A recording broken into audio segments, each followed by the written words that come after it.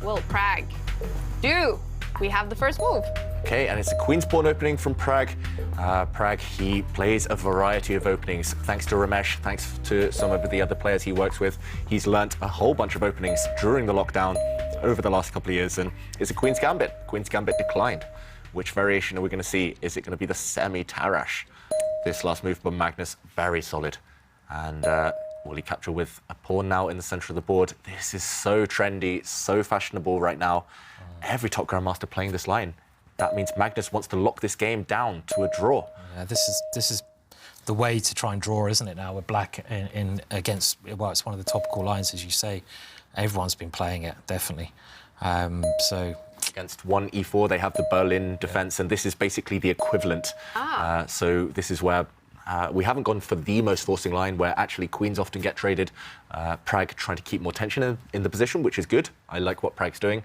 But, yeah, it's still been worked out very deeply, this opening. It's going to come down to who understands the position a bit more. It's actually also a transposition to the Sicilian defence with colours reversed, and my favourite variation, the C3 Sicilian. Yeah. It's basically a direct transposition, just white having an extra move compared to that. You know, that is, I think, a sign of respect. Yeah. And actually retreating the queen is not necessarily the most popular move. No more kind of wild, chaotic openings, provoking his opponent, and okay, he plays maybe the most safe choice in this position, just developing black's bishop, giving Pragg the time to castle. And Jovanka, the move you called there, on the board now. Often white now challenges this black queen with white's own queen. It's actually a very sneaky pawn move, and it looks like, you know, white isn't actually defending the pawn that's under attack. But if black were to get greedy and snap the pawn, well, there would be problems ahead. And bring both of them towards the centre now. And there we go. He starts by mobilising his remaining pieces.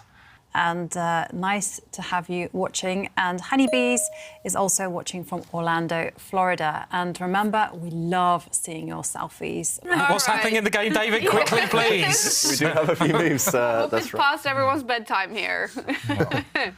And we do have those few moves. White pushed a pawn, gaining some space on that left flank, and actually Magnus took a decision I don't really approve of. Magnus just pushing one of his own black pawns, and that has allowed Pragg time to centralise one of the white rooks, and black had the extra tempo. So I've had this position, but with black to play, basically.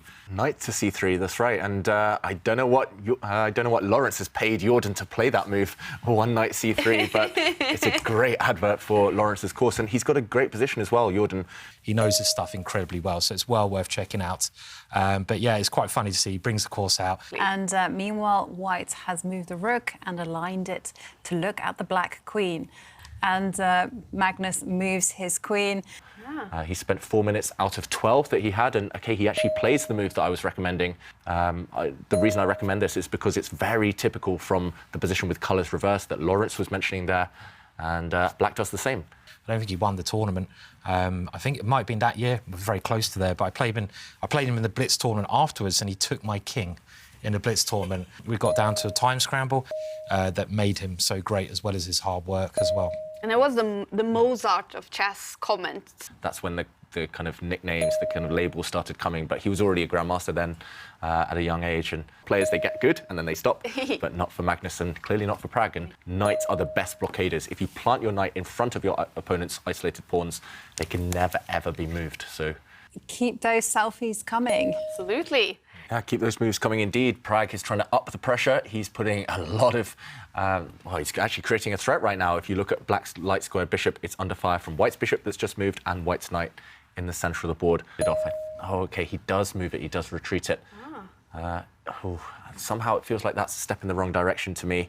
I thought maybe he would protect it with the black queen. Yeah, look at the bar. Yeah. At the edge of the board, doesn't look like the most attractive. Oh, we see a trade. Yeah, and this is the move I was expecting, because now white's knight can occupy that dream f5 square. But we might be able to highlight that pawn, and it's kind of like a hook. And you it's on see f5. It is on f5, and that is now hitting that hook as well, which you might be able to at some point start a sacrifice on. So aggressive play from Pragg.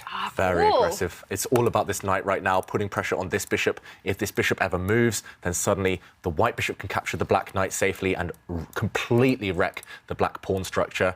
A lot of pressure right now. It's all about this knight putting pressure on the bishop, as Simon says, maybe sacrificing itself on this square to open up the black king, maybe even sacrificing itself on this square.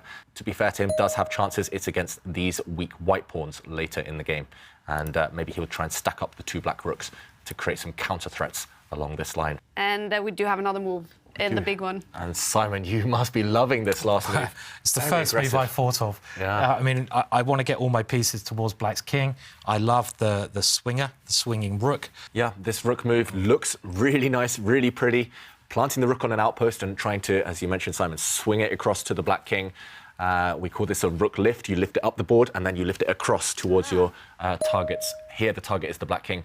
It's certainly not a draw, and he's going for it. I mean, this is really brave stuff. And there we go. He's played it. Two black rooks creating big, big threats now. They look good. And remember, this is the big one today, the match up on the podium. But if you are following us on Twitch, Chess24 on Twitch, if you want to use the command center. Wow, bunch of moves. Yeah, a bunch of moves and a rook trade. I think that's good for Pragg short term because he's released some of the pressure. The two black rooks were just too strong.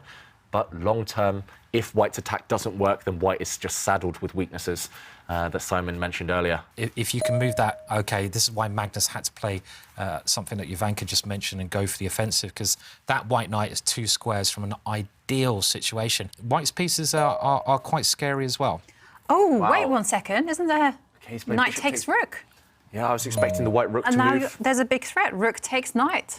Oh, look at the bar. Oh, no, is it a blunder by Pragg? Look at him. It's a big blunder by Pragg, unfortunately, and he's just missed that black can actually sacrifice a queen on the next turn. He thought that the white knight could come and check the black king, but it doesn't work, and we'll have to show that in a moment. But Pragg, first of all, it's heartbreak for him. Big, big blunder there.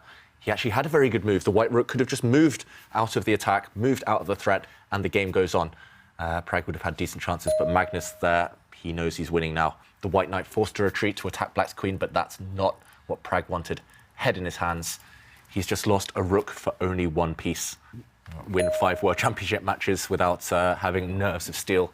And Simon's move there, offering a queen trade and also threatening checkmate. The queens have to come off the board. And here we go. It's actually still a rook for a bishop, advantage for black, but more importantly, white's pieces were attacked. And there we go, just a trade of knights there. And when the black knight moves out of the way, it's just an endgame where black has extra material and a matter of technique, as we call it. The black knight retreating out of the threat, attacking white's bishop, and now the black rook's going to go and grab some pawns. The white bishop not able to fight against black's rook. Serious blunder when you do it, I think. I don't know why that is always, but... And it's so strange, when you're like, well, brain, if you could work 1 second later, why could you not work exactly. before? Why now? It's like you're letting me down again. But this is pretty. The rook is so strong here. It's a rook in an ending, incredibly good piece, and it can start picking off the white pawn. So it's not much that can be done here. Already in his 3 match wins in previous days, he was losing games in all of those 3 days, but he managed to win them in the end. The problem is this is not that type of position where you can confuse your opponent, really. Yeah, he's dependent on a mouse slip or blunder, really, from Magnus Carlsen.